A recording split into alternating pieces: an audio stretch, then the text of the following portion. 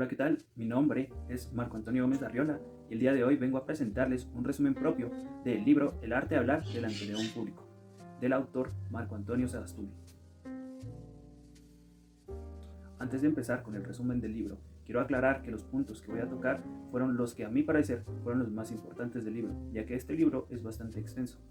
Quiero comenzar con el primer punto, que es el lenguaje corporal.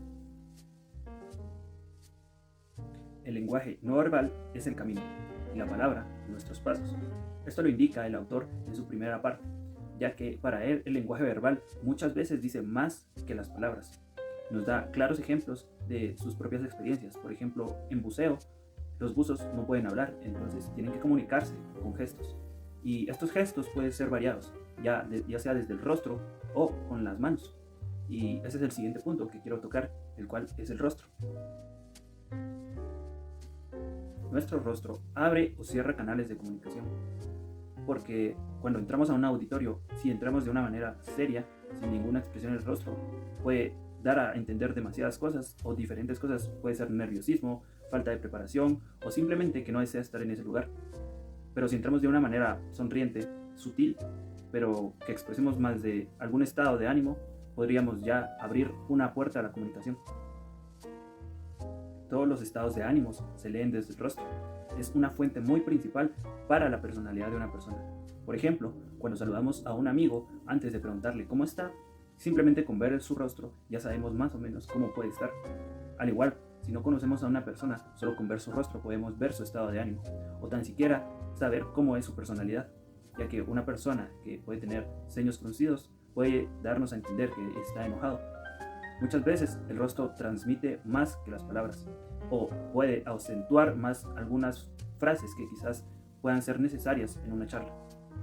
También es menester mencionar que cada quien cuenta con sus propias gesticulaciones y que tiene diferentes formas de expresarse. Hay quienes son mucho más serios y hay quienes expresan con el rostro demasiadas cosas: alegrías, tristeza, enojo, etc.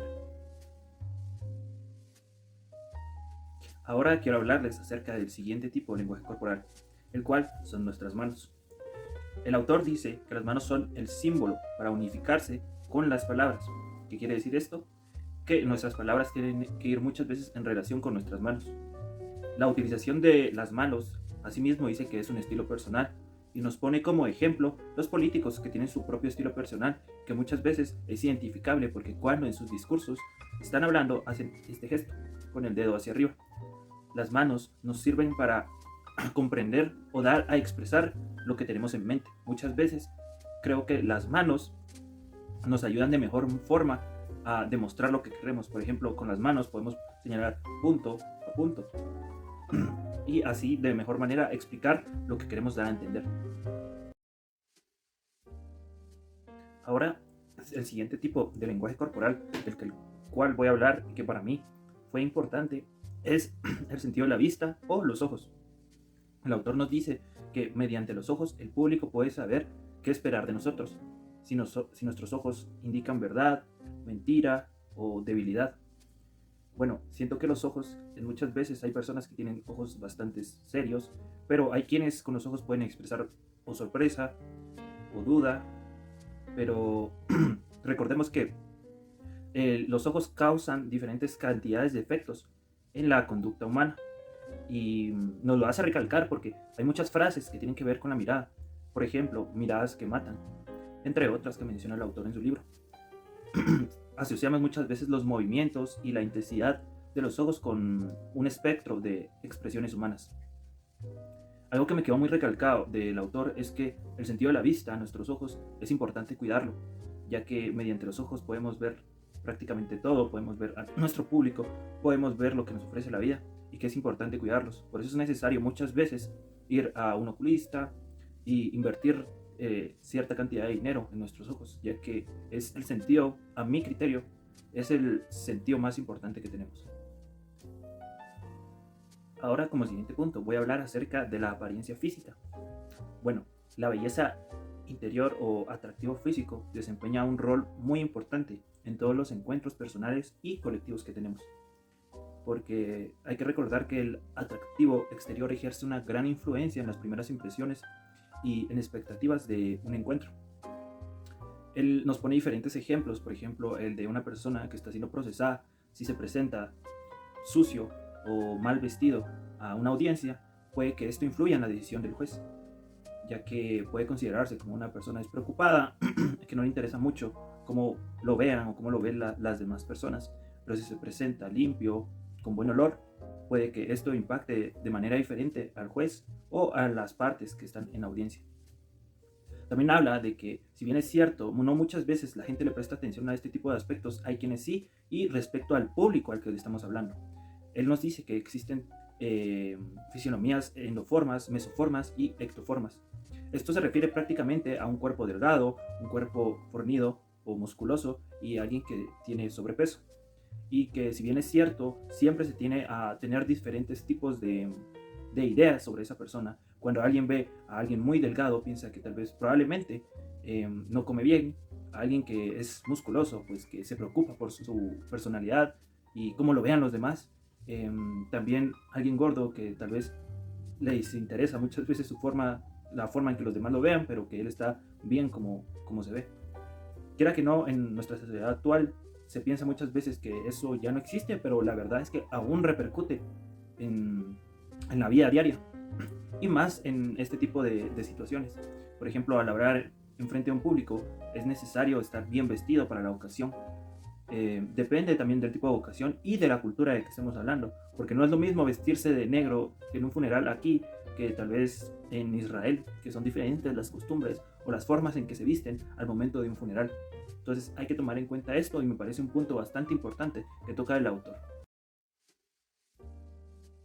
Ahora, en conjunto con todo lo que ya he mencionado, ahora hablaré de la sincronía del habla y el movimiento corporal, ya que el autor menciona que esto debe trabajar en conjunto y debe tener una sincronía muy correcta, ya que de lo contrario parecería que estuviéramos hablando como robots. Y lo que tratamos de hacer es expresar y llegar a la gente.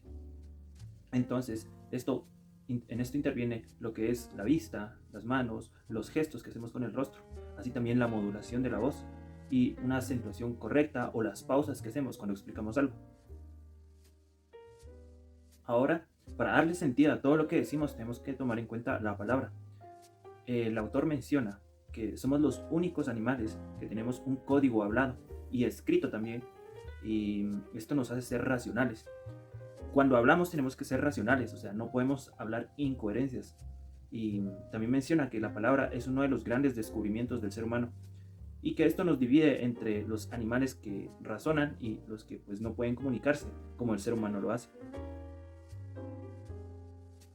Ahora, en cuanto a la modulación de la voz, hay que tener en cuenta que depende de nuestra modulación la atención del público también, puesto que si tenemos un discurso muy bien hecho, muy bien preparado, si no damos una modulación correcta o las acentuaciones concretas en ciertas partes, el público puede aburrirse, ya que se le puede hacer al oído algo muy repetitivo.